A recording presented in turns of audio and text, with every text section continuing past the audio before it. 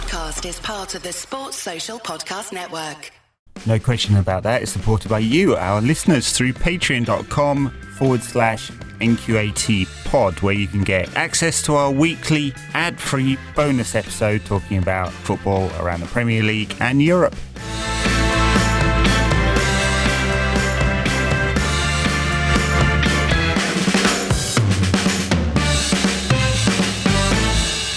Welcome to No Question About That. We're asking the question today, is Amorim the worst Manchester United manager ever?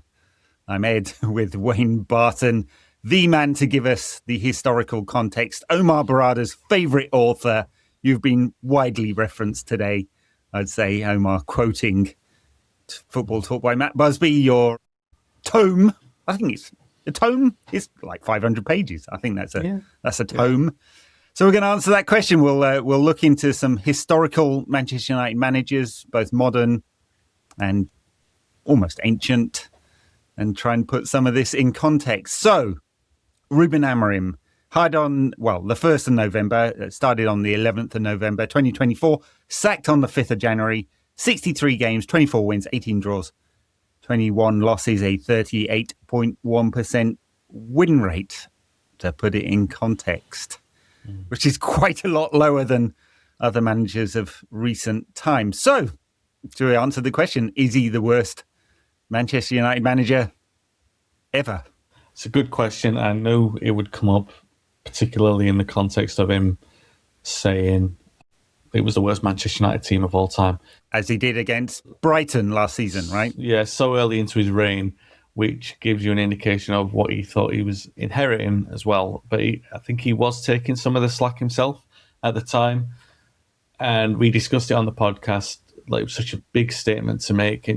But he referenced it again a few weeks later. And I think it was the kind of well you can only go to once without seeing. You need some kind of reaction. I mean, we never got it, and he never did. And he made these kind of sweeping big statements. And I think the idea was to set the foundation for some kind of standards, but it just never turned out that way. So, I mean, the question is he the worst manager of all time? I think, and I don't like doing that we're doing it for the purposes of our own conversation, not for the purpose of throwing a manager under the bus, because I think it's a little bit unfair to do that. But you can't get away from the fact that there's not a lot of supporting evidence to champion what he did as manager of United. We looked back at Erik ten Hag's reign, you and I, sometimes conflicting with the way that we saw it. But the idea was, the last few months, it was like, how much credit does he have in the bank? How much of it is run out?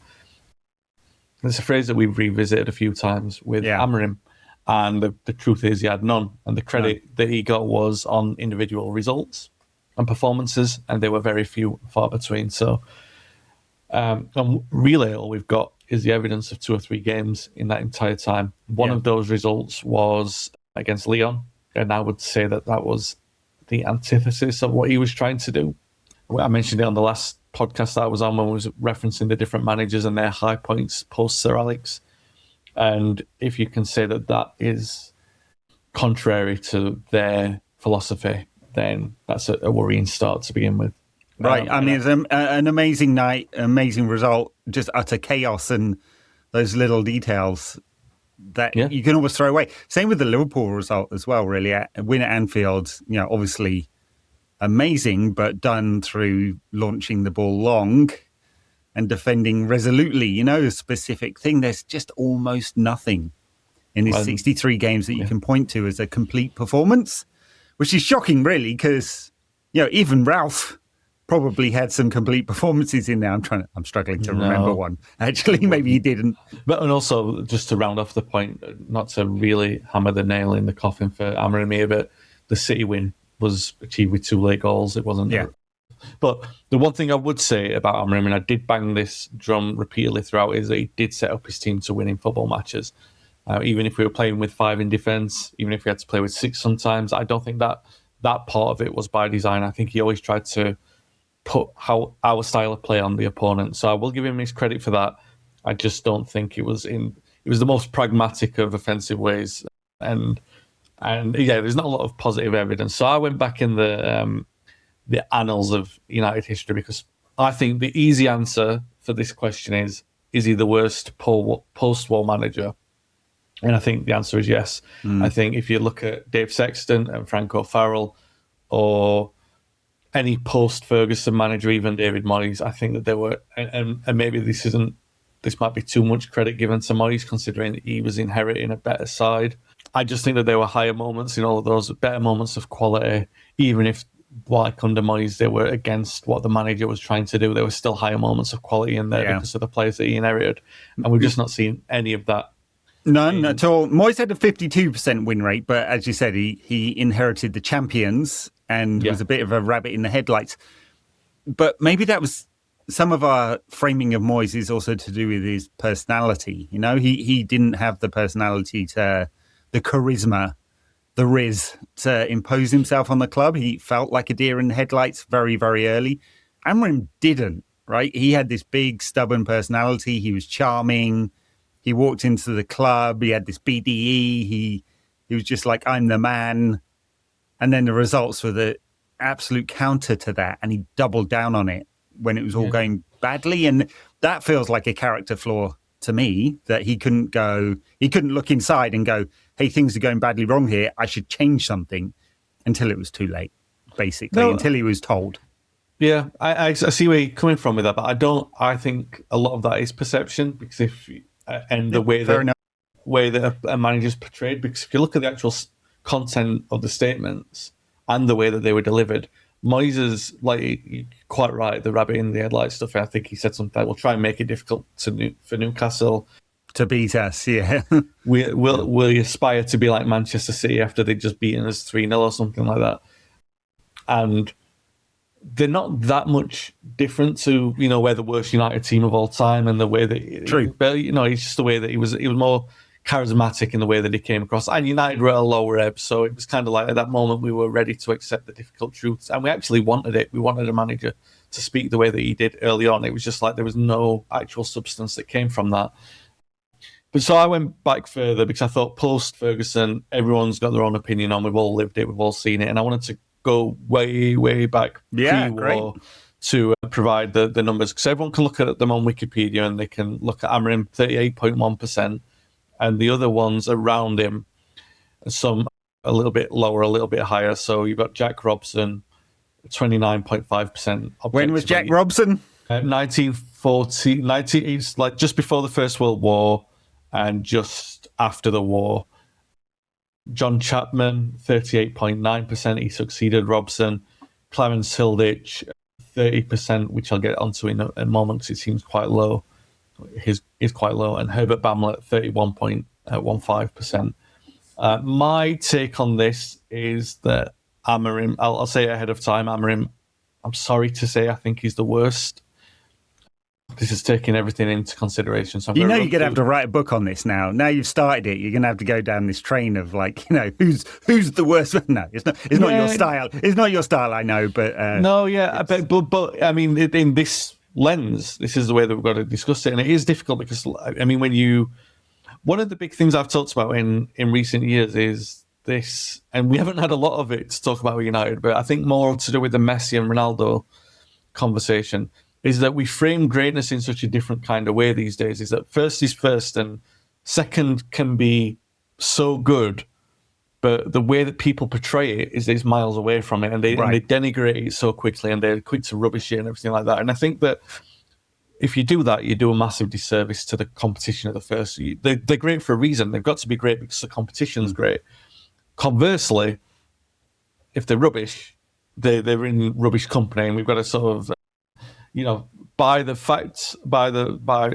presence of the fact that we've had the greatest moments that you can imagine in terms of storytelling and the history that we've had, we've also had these depths of despair, which we're going to come to. And we all know from which we were rescued in 1902 or 1931. And there's a big chunk of that period here that I'll be talking about. So, and I'll try and get through them as briefly as I can, Ed, because I know you like the storytelling, but I don't want to bore the listeners too much. So Jack Robson was the first on the list. He was manager. He presided over the period where people will be familiar with the story if you know United history, the Good Friday game in 1915, the match-fixing game with United and Liverpool.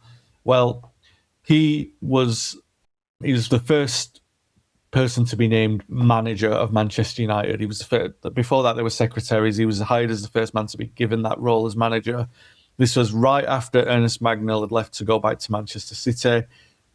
John Henry Davies' backing of the club had kind of drifted away. He was still there. He was still the major benefactor. Whenever the club needed anything, he still bankrolled it.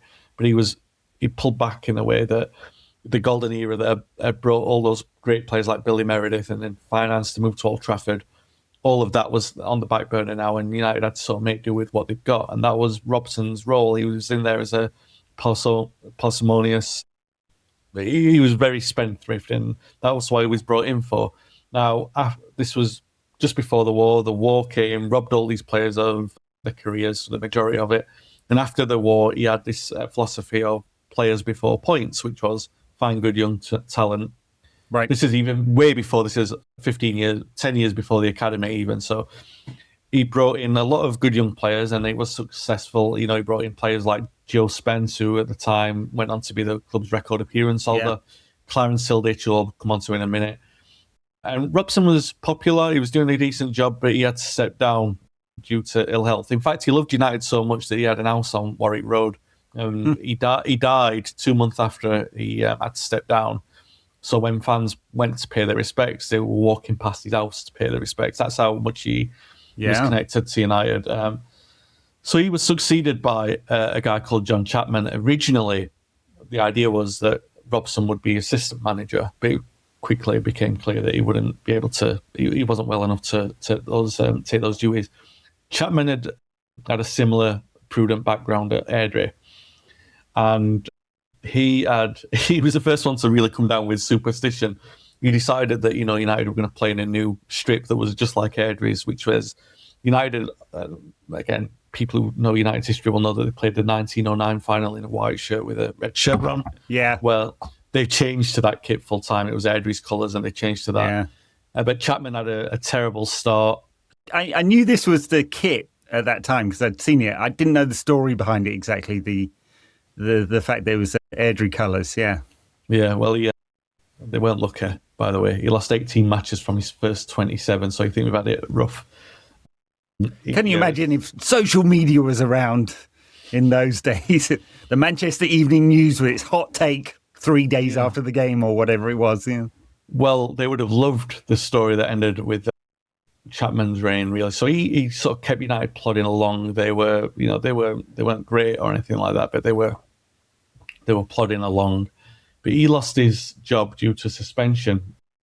A board member submitted a complaint about a missed alleged payment or something to a player, and nobody was quite sure where it had come from because the books weren't filed for one season. And this board member apparently got sick of it and filed an official complaint in. So they had a board meeting where it got resolved. Chapman agreed to having made this payment and made the books square. However, the complaint was already in, and he went to the FA, and the FA levied a suspension against Chapman, so he had to step down. The idea was that he would return at the end of the season. In all the history books, there's really sort of shrouded mystery over this. Like, nobody knows exactly what that payment was for, or why he left, or why he was suspended, apart from improper conduct. Apart from, I think it was Alf Clarke, or I think it might have been Percy Young, one of the journalists who wrote one of the early histories of United, said that they knew full well the matter of why this guy was suspended. But he sort of took it to his grave, basically, didn't talk about it. So Chapman left. He actually, at the end of the season, I think he left football completely and managed a race course after that. Wikipedia tells me he tried to become manager of Leeds and was unsuccessful. Yeah, towards the end of that season. And I think that was covered by the terms of the suspension at the time. Right. There's something to do with that. So in this period, we had a lot of supporter unrest. Davies pulling his money back, and there was a guy called George Greenough who, there was talk of him being appointed to the board at one point. Charlie Roberts, who was the great captain in the 1900s, the first title-winning side, they were talking about lobbying to put him on as a sort of, I guess, a figurehead or a chairman or something like that. That didn't work out, and eventually Herbert Bamlett came in towards the end of the 1920s, who's referenced as possibly the worst, other than Ruben Amorim, and he probably was. Now, this is a story. Herbert Bamlett is a story. So he had been a referee, right? He refereed United in the 1909 FA Cup run. They played at Burnley, and the game was snowed off. The Burnley players were winning. I think Burnley were winning. It was snowing. They didn't think it was bad enough to get called off. United players. There's an urban legend that Charlie Roberts, who was the captain, went and took the whistle off the referee and blew to abandon the game. So at the time, like everyone was like, "Oh, Bamlett's biased towards United." He retired, became a football manager. He was at Middlesbrough, but had done really badly at Middlesbrough. In fact, they went down with the record lowest total. They were so bad, but United's needs were dire. They brought him in, and he kept United up for a couple of seasons, but they were regressing badly.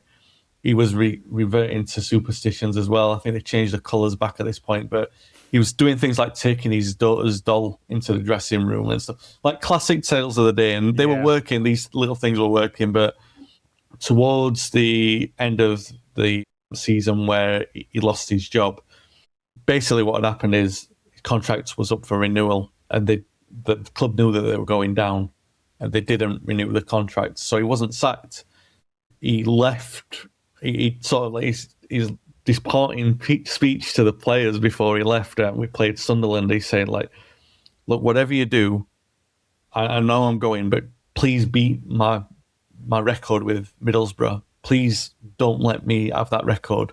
So they beat Sunderland, and everyone thought they're going to at least beat that record. They're not going to be the worst team of all time. And on the last day, so he wasn't in charge anymore. On the last day of the season, the club still needed to win at Middlesbrough. Oh no, they were at home to Middlesbrough, and they needed 2 points to make sure that they went above that record. So bearing in mind, you got United Middlesbrough on the last day. United are already down to Division 2. They need to win to make sure that Bamlett doesn't beat his own record, even though he's no longer manager of either club. And United, when they went 3-1 down, they came back to go 4-3 up. So you think they're about to do it, but they finished 4-4. And they finished the season on 22 points, meaning that he actually shares his record. Does that mean that United are now going to hire either Paul Jewell or Billy Davies, who have the record with Derby, until Wolves beat it this season? Although now we've given them confidence, maybe they won't.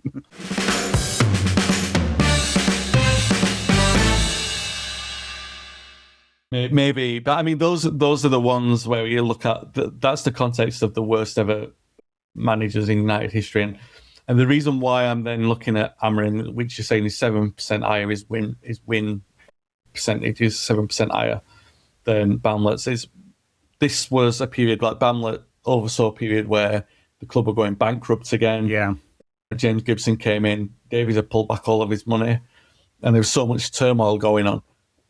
I know that United are in a mess. They're in a dire mess, and we all knew it was going to be a struggle. But Amorim's still being able to spend £200 million, and he could have spent on 3 players like he did, or he could have bought in 5 players for £40 million, and it would have still been a damn sight better off than what they were destitute. They couldn't afford to pay the players in the 30s. And I think all things considered, when you look at where United, and also we've talked about this many times, that the absolute state of the league at the moment, where United could have comfortably been in the top 4 even before. I don't even put these recent results since we've last talked. So we joked about Wolves and we joked about Leeds. I don't put them that much down to Amorim. I think the squad's in a mess at the moment. So I think he got through those the best that he could. But I think overall, looking at what he inherited, the state of the league, the complete lack of anything that we can say is redeeming. The only thing, because we've just looked at all the results and we picked some off and we said, there's reasons for why that's not impressive. The only thing left is to say that Ahmad's played well at right wing back. And it's not enough. It's not enough. In fact, he was good under Ten Hag as well, Ahmad. So eventually. The interesting thing when you try and put it in this kind of historical context is there's a kind of modern context as well, which is United finished 15th last season and he's been fired at 6th place. It was probably one of the highest places ever that a Manchester United manager has been fired. Moyes was 7th when Moyes was fired, for example, if he's the next worst in post-Ferguson history.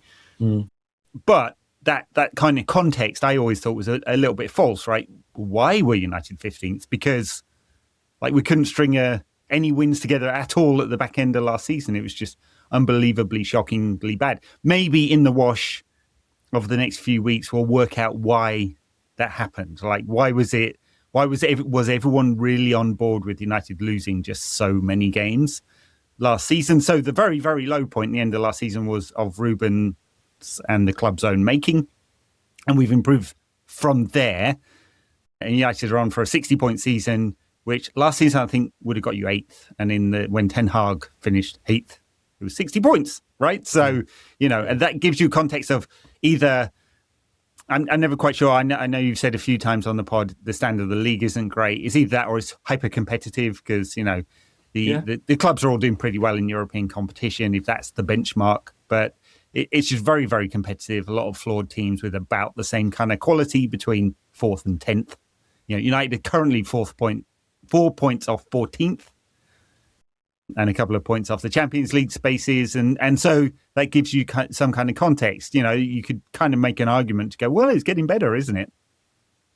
But in the context of modern Manchester United, it's not good enough. Of course, this is a club that nearly went bust twice, that had to be rescued and saved. The whole team died. If you look at Jimmy Murphy's record, it's not great. He had to play however many games it was that season with no players and so on. So there's been much lower points in Manchester United history than this one. We're not going to go bust tomorrow.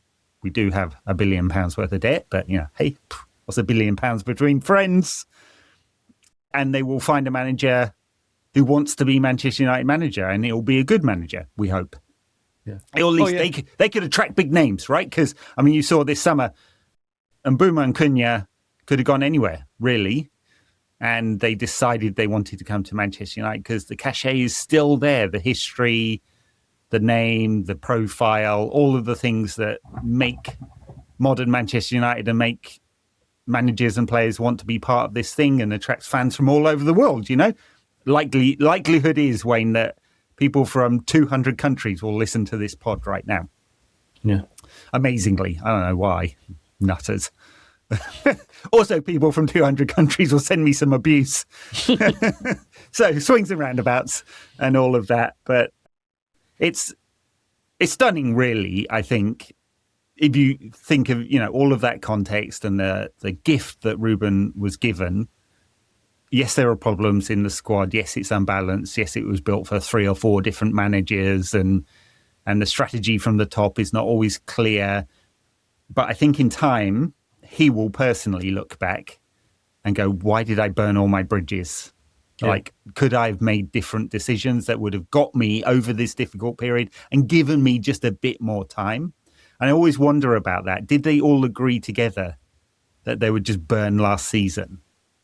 Well, in order to teach the players that he doesn't believe in how to play the system that he gave up on this season. None of it makes any sense. And so I think he will regret what has happened deeply. And right now he's probably hurting, although apparently he was laughing and joking as he headed out of Carrington today. A £7 million payoff. I suppose we could all laugh and joke about that. We're not all world famous authors. That's probably just your royalties on your last book, isn't it, Wayne? Well, there are, a 0 or 2 here or there. So, so there's the modern context. He's going to regret it. He could have been the man who turned it around, as the song goes, right? Yeah. And he wasn't. And it's not all his fault, but quite a lot of it is. Yeah. Let me. So you said a lot there, and pretty much all of it I agree with. The other thing I'll say as well, that hindsight, football's great for hyper, the kind of nonsense that we criticize. I criticize a lot, but we're all privy to that, and we're all guilty of it at one point or another.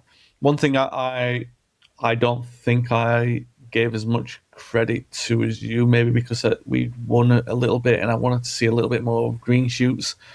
I was probably more favourable about the Ten Hag reign. I look back. So I was thinking he's inherited something a little bit better because we've won a couple of trophies and a bit more of a foundation there. It's only with, because I think the other thing about modern football, especially people in media, football media such as ourselves, is we're scared of saying something that makes us look like a hypocrite or that we contradicted ourselves. Yeah. I'm happy to say quite openly that you said a few times about you were concerned about some things that were going on in the tenure grain. With the benefit of 13 months hindsight, his era looks a lot worse. So the things that Amorim inherited at the time, weren't probably as rosy as what I was trying to say that they were in November of 24. What I will say, I did say this at the time when we hired him, I was concerned about putting all our eggs in the basket of a manager with a different kind of formation, a different philosophy, because I thought we could be at a big problem at this point. We're not because I think the players he's brought in are really good, and I think that they'll evolve into whatever formation we play. I don't think there'll be a problem with that. But that's not come from him. That's come from the top. I mean, you did say at the time, you said historically it's... This is kind of interesting bit of colour, isn't it? We were on this pod, you talked about the historical anachronism of the particular formation he's playing. Yeah. At least modern, I know Van Gaal did at times. So he abandoned that quite quickly, didn't he, after getting tanked at Leicester. And there's the interesting quote from Omar Barada, who read your book and pointed out that Sir Matt played three at the back. It's very hard to make comparisons, honestly, between football in the 50s and 60s and the patterns of how everyone played and modern football. Actually, during lockdown, me and Paul did, I can't remember how many pods now, quite a lot of pods looking at historical matches, and we tried to pick a few from different eras. And, you can really, 90s football looks a bit different from today, but not wildly different. 80s football looks like a completely different game altogether, right? It just doesn't look like modern football at all. 50s football, if anyone fancies it, it's not even the same sport. So, like, those historical comparisons between formations don't really work because the context is so different. But I think you were right to call that out with Amorim. It was right both in terms of Manchester United's history, that it didn't seem to quite fit, and I actually think some of his sort of, I don't know how you'd put it, kind of not exactly defensive tendencies, but the instinct towards safety sometimes kind of is also anachronistic. But also, it obviously didn't fit the squad he had. Yeah. And I guess that's my disappointment with him mostly, is that he didn't, we're not asking him to throw his philosophy away, and that causes problems as well, right? Ten Hag basically threw his principles out the window in order to get short-term results. I don't think Amorim did that exactly. He tinkered this season, a few more long balls. He's played four at the back occasionally, a little bit of profile changes with their out of possession and stuff like that. But I think his rigidity will not serve him well over the course of his career. He's going to have to adapt, because otherwise you just have to spend hundreds of millions of pounds, and United spent right up to the limit. I mean, basically, they had to leave some cash in the bank, otherwise couldn't pay the players. And they had got about £50 million left on the credit card, right? Yeah. So that's how far they went. If they'd bought one more player, they were at risk of not being able to pay players. And, so they gave them as much as they could, and it wasn't enough. And more than that, not just that financially, is that the philosophical burden that was in there as well, because you're quite right. The one major problem that Amorim had was that he tied the philosophy to the formation. He's like, this is my way, this is my system, and he welded it so closely together with it that there was no room for himself to maneuver. Now, that's all right if you see progress or if you see evidence that that's the right way forward. That wasn't helped by, and I understand why they did it, so I'm not calling out the reason why they did it, where they all sort of came out and said, wait, this United had an old way of playing, and we're going to give a new way of playing. And this was Ineos's first hire. They went all in and sort of said, this is a new way of playing football. And you're quite right. I did urge a little bit of caution with the Omar Barada quote, because, you've mentioned all the points there about the fact that, I know he said, United did play historically at the three at the back, but that's when everyone did that in the 50s. Yeah. And in the book, it's nothing to do with United playing three at the back. It's to do with mirroring the systems that other teams were playing and finding finding solutions within that. The other point that you mentioned about football looking unfamiliar going further back is one that I often reference is the total football of the 70s. So it's not just the game itself, it's the philosophies within the game. Yeah. So everyone now still says total football is a variation of what exists today, and it is. It goes all the way back, same as the Hungarian football, because the philosophies about movement and interchanging positions on the pitch, they're all still true and ring true to the specific formations. If you watch a game of Holland featuring Cruyff in the 1974 World Cup, you will think they are maniacs, all chasing the same ball. But the principle of what they were trying to do remains the same as what it is today. The big issue that I had at the time was to do with this dictation of this is the way that United are going to play, because they were never in control of that. And I did say that from the start. I said you are inheriting something and you're a current custodian of that. All the people who have been successful at United, even the moderately successful ones, and I'm talking about, let's say Ole, let's say Ten Hag, let's say Van Gaal, even, let's say Ron Atkinson, Tommy Docherty as well. All those sort of second-tier managers who weren't quite Ferguson or Busby, they all understood that they were inheriting something that they had to adhere their own philosophies to. The failures have come from the massive divergence away from that, such post-war. I'm talking like Mourinho, for example, even though he won 2 trophies, and most pronounced the Amorim era, because of the massive diversion they took away and the massive way that they told everyone and proclaimed this to be a distinction. You're not in a position. I say you. I'm talking the royal you. Anyone who goes into Manchester United as an owner, as a director of football, as a manager, as a coach, they are not in a position to dictate what that heritage is, and they can't change it. I mean, I'm not saying it can't happen, that someone can go in and sweep the rug from under everything and make something that's magically new, and the next 100 years become the era of that person after Ferguson and Busby. That's obviously there to be written. But the danger that they were taking was pronouncing that so wildly when they didn't have the financial clout to back it up, when we all understood that that's what was necessary. And so my concerns were always there from day one. But when you look at the win percentage, you look at the context of what you inherited, you look at the boldness to say that you're going to redesign what Manchester United is. It was dangerous from the outset. It wasn't successful. And I really does give me a big concern about what they're going to do with plan B, their plan B, because are they sticking to this? Are we going down a new Manchester United route? Or do they go back and go, look, do you know what? We probably need to respect where we are a little bit more than what we are doing. Well, I do wonder whether the PR and the reality of the strategy and the decision-making aren't quite the same thing. You know, it's one thing telling a story about, hey, bright young manager, and we were all kind of enamored by his charisma and the fact that how young he is and how relatable he is because of that. I mean, he's younger than you and I, Wayne. I think our time and our chance to become Manchester United manager might have gone, sadly. Hey, lads, I will reluctantly do it, but if you need me, I'm here for you. I wouldn't have a fucking clue what I'm doing, but I'll give it a shot anyway. Just read my book and exactly. I'll quote it on the training ground. Say do this, lads. Yeah. So I think we're enamored by him and the kind of marketing around him in some fashion, the story around him and hope. There's nothing wrong with hope. Absolutely, it's a powerful drug, right? Yeah, almost as powerful as nostalgia.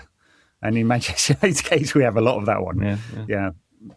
Modern and historical, and so I don't know whether they'll swing from pole to pole, because actually I think some of the tension with Amorim has been that they have rightly or wrongly, a path that they believe, that they being the owners, so primarily Ratcliffe, even if he's a minority owner because he's owning football operations, Barada as his avatar, and Wilcox as the technical guy. They have a vision and a path they want to go down, and they're clearly very strongly we're going down that path. Now, there's one thing having a strategy, there's another thing executing on that strategy, and they have come into some very muddled thinking when they appointed Amorim. He may well turn out to be a very, very good coach, right? But it's always in context, isn't it? Dropped into this Manchester United squad with his particular set of philosophies and vision of how he wants to play. Like, right from the beginning, we were like, this doesn't seem to make sense. What happens with our two best players from the season before, Bruno and Ahmad? They've got no role in this team, right? We don't have the right kind of striker for this. Do we have mobile centre-backs who can pass the ball? Not really, and it was like, do we have physical midfielder to cover all the ground that one player less in midfield would make up for? Right? None of these things were true, and so I wonder if they told themselves the story while not really thinking deeply about it. And Wilcox wasn't involved in it. Apparently, this may be his spin, of course, because everyone's jockeying for the narrative, aren't they, right now? Wilcox apparently pushed back on this and made these points. Who knows whether that's actually true? So I hope when they appoint the next guy, we're obviously going to get an interim until the summer. Sounds like it might be Michael Carrick. Who knows? Things move fast in football, don't they? But whoever they appoint next, that is the thing they need to react to, not swinging back to it has to be a 4 at the back manager because the last one was 3 at the back and that was a failure. It has to be, what have we got in terms of our talent right now? What do we think it will be next year in terms of our resources, players who need to leave, players who are going to stay, right? Long-term squad planning, that's on Wilcox. And therefore, do we have a manager who can execute on that to the maximum degree possible given the resources available, right? And you make your best assumption based on the interview process and the data that you've got in order to do that. And I think with Amorim, they got that bit quite badly wrong in retrospect. And it's easy 63 games later to go, yeah, that was obviously wrong, but that is the thing they got. And it was just going to take way too much time and way too much money. Amorim said it himself twice. I won't have the time and I don't have the money to institute my perfect 4-3-3, 3-4-3. That conversation needed to have happened on the 1st of November 2024 or the week beforehand, right? What is it you think you're going to need, your assessment of this squad? What can we provide you? They don't match up. Probably, good luck, mate, with getting your next job, but you're probably not the right fit. And I feel like that's where they've gone badly wrong. Yeah. Now, you can even go above that and go, is Wilcox the right guy? Is he part of this bad decision-making? Was this tension always inevitable, or did he bring it on? This is his first big director of football job. Was it too much for him? I don't know the answers to that. Time will unfortunately have to tell us, when we look back in 20 years' time, we go, the Wilcox era, historically bad director of football, our first one. So I think it's worthwhile thinking of strategy in that way, I know how hard this is. I've been, senior strategy person. It's at the time you convince yourself something is absolutely right. At one particular project I got our board to sign off on, we burnt £70 million a year until we convinced ourselves we'd failed. Yeah. Hey, I fucked up big too. And I was very proud of that project as well. So that's just to say, you can be as smart and intelligent and do all the assessment. Remember, they did that big, long review period, the super honest review period after Ten Hag won the FA Cup, and they met all these managers, including De Zerbi and Tuchel and Enrique and a whole bunch of others, and they decided the man they got was the best man. Right? That madness in the end because they fired him 3 months later. Yeah. And I think they've done a similar thing with Amorim. And it's it's 3 strikes and you're out, guys. They can't do it for a third time. So this has to be right. And they've got a long time to get it right as well. They've got 5 months before they probably want to appoint someone permanently, or maybe 6, take it after the World Cup if they're interested in any of those managers. Yeah. And they otherwise we'll be talking in 2 years' time about, bloke X, who's historically the worst manager ever at Manchester United. And we don't want to do that, do we?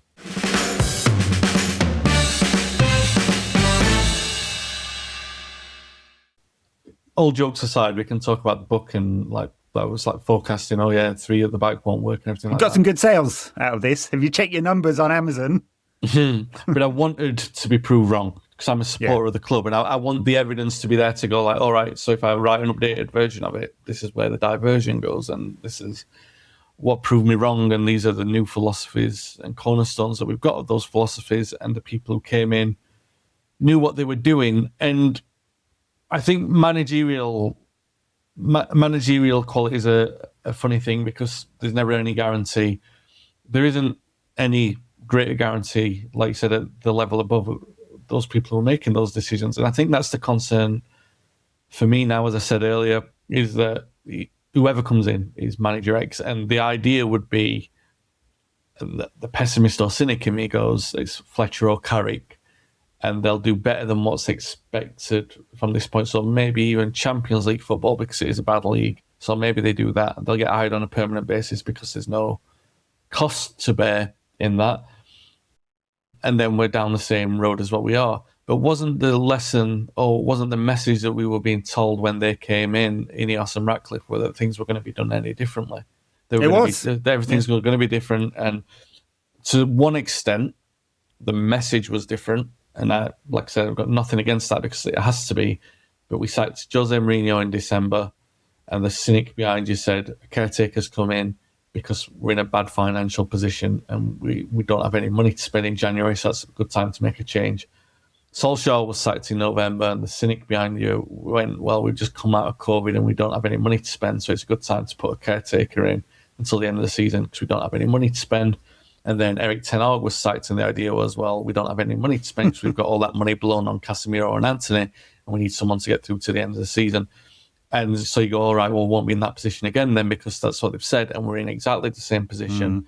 I did forecast maybe earlier, definitely on this podcast, where I said I thought it'd be March, because I thought he'd get past January so it'd look different enough that they could maybe navigate past qualification for the Champions League no longer being possible. However, we're in exactly the same position, and what compounds the matter is the fact that they did this bold proclamation that we're going to be, this is a different kind of Manchester United. And I think if there's a lesson to be learned from all of this, I mean, if we're putting the context back on Amorim for a moment, just to look at the historical perspective of it, is let's narrow the lens to post-Ferguson. What you want is a manager who wins football matches, wins trophies, has got charisma. And too often, through all of these managers, and you might even include David Moyes in this, you'd say nice guy, but just not big enough. And the way that they talked, and you can definitely include Mourinho in this as someone who you would expect. Only Solskjaer and Van Gaal, I would say, understood the level of United as a sort of massive club that you spoke, the way that you spoke was interpreted a certain kind of way. Every other manager has failed to understand that, and the press have absolutely gobbled up every single manager. And it doesn't matter how nice he is, Amorim, the way that he put himself across to the media and how meaningful he was absolutely destroyed on a week-by-week basis. But he put himself above the parapet, and he was there every single week. And in his first 2 weeks as manager, he said, I don't want to be doing this every week. And he did. He ended up doing it every single week. And the problem was, from day one, is that they said it was going to be such a pronounced different Manchester United, and they put him down. They put him out as the sole figurehead, when it was a complete collective change. And this is what I'm saying about where we move from here. Are we still part of that change, or is Amorim the end of that experiment? And are you going back to say, I know what you're saying, don't just go back to four at the back and everything like that, but you don't even have to proclaim it. I'd prefer it if they didn't, if they just sort of like quietly went, do you know what we've inherited is bigger than what we expected, and we actually have to speak to a few different people and respects the history of what we've got here before making their next move. Well, they won't. I don't think they'll give us a running commentary on the process. No. I think that'll be behind the scenes, and I just hope there's some level of introspection and a recognition of the failure of the last three big decisions they've had to make: renewing Ten Hag on the emotion of the FA Cup, appointing and then firing Dan Ashworth, basically for doing his job. Which is, hey lads, I don't think this is right. He's having the two happiest people in Manchester right now are Dan Ashworth. He's not in Manchester, but he'll be having good chuckle about this, and probably Kobbie Mainoo, who has been freed. And well, we'll see who comes in next. But so, and then Amorim, that's turned out to be, a historically bad decision and appointment. And so that is pretty serious, right? 3 massive appointments. And all along they've been trying to change the structural makeup of the club, put the best in class people around, improve the data and the scouting, get better in the recruitment market, which I think generally speaking, they've got a slightly better record than the past 10 years, right? I'm not saying it's perfect, but a bit better. But then, the key appointment, first team manager, head coach, get that one right, Ed. Rúben didn't. They've got that bit wrong. So this one is super double important. We've said this when Amorim was appointed. It's just United are on such a there's a very thin line right now between getting back and being on the path towards some kind of improvement in the club and getting back to the kind of status where we think, back in the Champions League and competing for titles, Project 2028 and all of that. Well, and missing out on Europe and being financially in a really difficult position and probably only be able to buy players based on what we sell. And that means a big name, some favourites leaving the club, probably, Which will be, like I said when Amorim came in, it's not just going to be the favourites, the ones that you want to go. There'll be a casualty, and it was at Cobby for a long period of time. I did want to just make a point there, because I can't disagree with anything that you said, but one thing that ought to be remembered in all this is that if you were considering that if Ineos had taken over from the Glazers from the football operations side, and then you were analysing their decisions, it would be catastrophic. And the reason for that being is, first of all, they flew up the flagpole, this new stadium idea, which has it's got some green lights in local Manchester councils, but it's got no actual green shoots and it being made. So there was that, which is a pie in the sky kind of PR exercise. So for now, it certainly is. Yeah, there's no money to do it. But the other consequential points of that, and I'm sure this is probably worth the podcast, the Finance podcast that you do, is that if you just base it on the football decisions, if you take out the fact that Ratcliffe and Ineos put in a couple £100 million, United would be in dire. We'd be 1931 trouble. The time that you were talking about earlier. They're the sole players for sure without that money. Yeah. And that's based purely on their footballing decisions and the hire of the managers and the sacking of the managers that they've made. So without that financial handout, which we've given us a little bit of relief, we'd be in very difficult circumstances. I'm not saying that to pat Ratcliffe and Ineos on the back. Absolutely, there. What I'm saying is actually that's quite the other thing. And one last thing I want to say before I close my point on this, if you can close the pod soon, Ned, is that I think every managerial reign since Sir Alex, people have had their favourites who wanted to come in. There's a big proportion of fans now, probably part of them who thought Mourinho should have succeeded Ferguson in the first place. That would have been the strongest move. I was ever convinced that he'd be a long-term manager, just for the short-term bounce of what was needed. And ever since then, there's been a divide of people want to be manager, and it's created a massive. It's coincided with the social media boom, and there's been this toxic brigade, and everything's in there. And every single managerial change has brought with it this higher toxic divide, and people sniping at each other. It's been horrible, particularly with the Ollie one. The Ollie one was really bad, and then even Ten Hag, it was like, "Oh, you're Ten Hag, you're an idiot." And a lot of us just wanted to support the manager because we wanted the club to survive. And I think I'm removed from the fact that I think that that's still happening now. I think I'm just numb to the fact that, because I wasn't ever staunchly Amorim in. I was always back the manager, back the club and all that sort of stuff. But I think there's been such a massive time of turmoil. He didn't have that kind of sniping the way that we've done it before. And I think there's this massive collective, for the first time, as far as I can see, this massive collective sadness and resignation of the idea was under Ineos that we were going to be definitely on the right path, and that Project 2028 was just an inevitability because they would support it.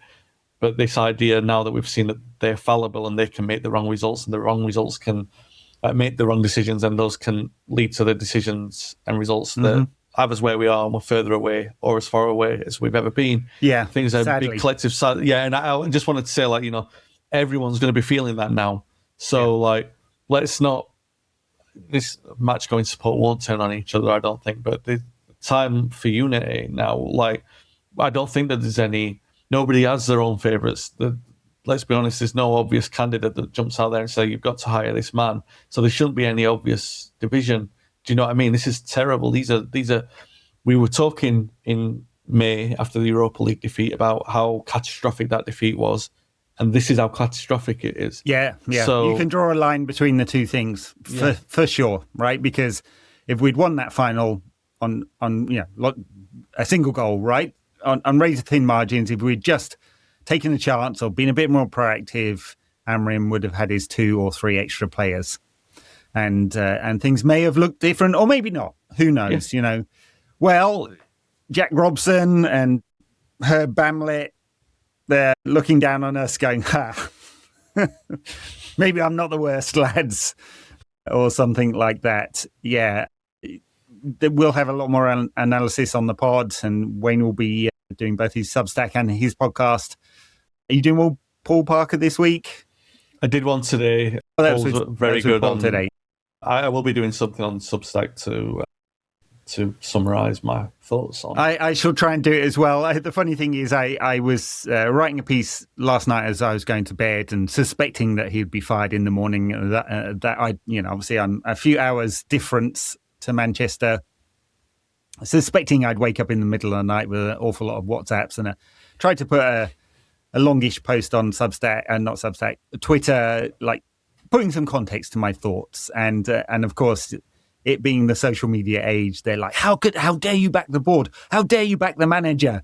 Yeah, I was like, somehow I managed to make the argument in people's minds of both poles on this. Everything's a culture war these days, isn't it? Exactly, It is. So, hopefully, we've given some kind of sober thoughts to the context in which Amorim has failed and maybe succeeded and win the trophy as the worst post-war Manchester United manager. No one wanted this, right? I'm taking no joy in this at all.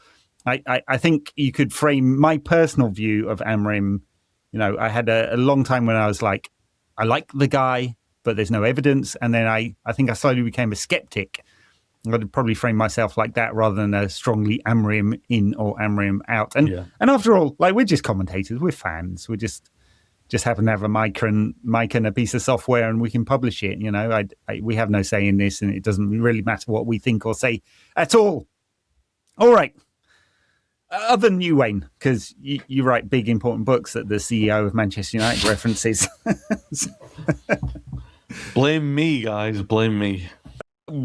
Someone somewhere most certainly will do. All right, we'll leave it there. I think I'm back with Daniel tomorrow we'll have a reflection on what has come out, because I suspect we'll be getting the 4,000 words inside the sacking of Manchester of Ruben Amorim pieces very shortly, and we'll look forward to Darren Fletcher's debut as Manchester United's interim manager away to Burnley on Wednesday night. I'm just looking forward to the vibes when he plays 3 at the back and both of his sons. Chef's kiss, perfect. Please do it, Please do it, Darren. It would be great. He's a man who fully understands Manchester United, though, right? I don't expect him to become the permanent manager, but for someone who understands the modern club, you couldn't get someone who's more knowledgeable about the club and football generally. I think he's deeply respected, Darren, so I wish him all the success in his 1 or 2 games, or maybe more. We'll see. Listeners, viewers, thank you very much, Wayne. As always, thanks a lot. Thank you.